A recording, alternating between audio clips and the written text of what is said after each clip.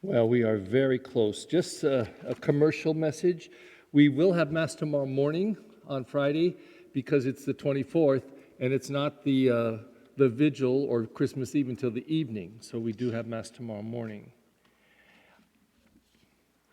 Have you ever been with somebody who just won't stop talking? They're going on and on and on and on and on until you can't take it anymore, and you just finally say, "Would you shut up?" I know that sounds rude and coming from the pulpit here, but will you just shut up? Because you can't even get a second to think. They just won't stop talking.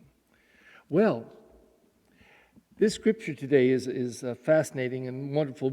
I don't think we had the reading earlier because it may have fallen on Sunday or whatever, but remember Zechariah when the angel came to visit and say that he was in the temple preparing for the sacrifice, and the angel came and said he was going to have a son, he and his wife, and he doubted it. He questioned the angel. Now, Mary didn't question. Mary just said, "Well, how can it be? I've never been with a man." She didn't understand, but he questioned it. His wife had been barren forever, and so the angel struck him dumb. Not dumb, but can't speak, mute.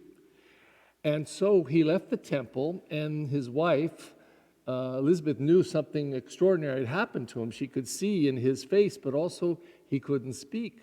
So here's the final end of that. The baby's born, and 8 days later they go to the temple, and they're going to dedicate and present the baby in the temple and circumcise the baby. And so all the family, all the neighbors say, "Oh, so he will be called Zechariah?" And they said, "No." She said, "No, his name will be John." That makes me think of what I read a long time ago. I think in Nigeria or one of the African countries, maybe several, that they named the baby on the day of baptism. So that if you ask what's the baby's name after the baby's born, they say, "No name, no name." Because they see in baptizing when God calls this baby by name, and that's when the authentic name can be held. This sounds similar to it, but she says John will be his name. And so they said, "Oh no, that's ridiculous.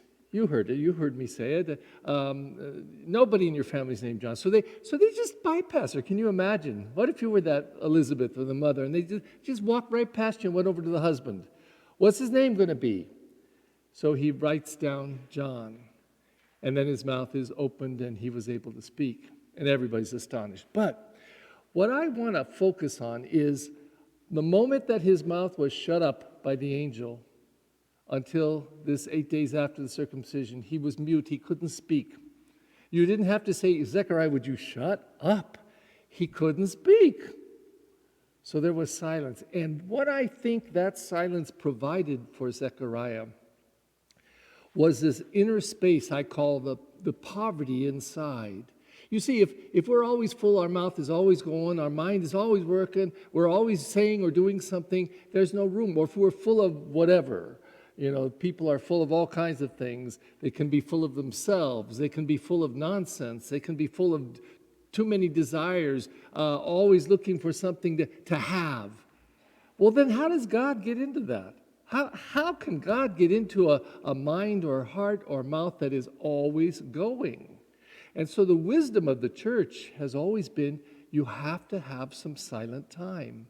The most precious prayer time is silence. The most precious.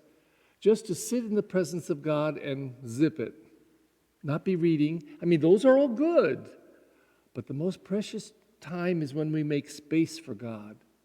And we make space for the Lord to be in us. So Zechariah had some time because he had to stop talking. And when he finally wrote, "His name will be John," and his speech returned. And I think he, like everybody else, was astonished and celebrated this great moment. So I say to you and to me, 2 days before we celebrate Christmas, is there any space in us? Is there any space for Jesus to get in?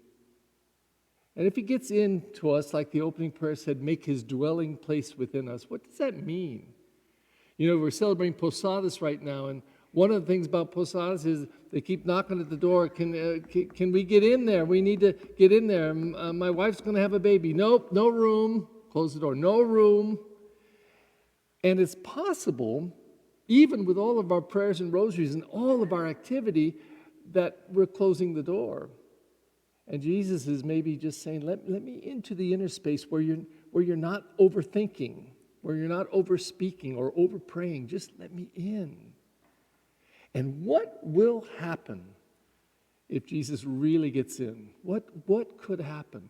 Again, I think we got to let Jesus in, not just to the rooms that are clean, but the rooms that are messy. Our sin, our negligence, our faults, our refusal to forgive, our bad attitudes, our judging, our criticizing and gossiping, all those little things. And nobody's killed anybody this week, have they? No? Anybody rob a bank?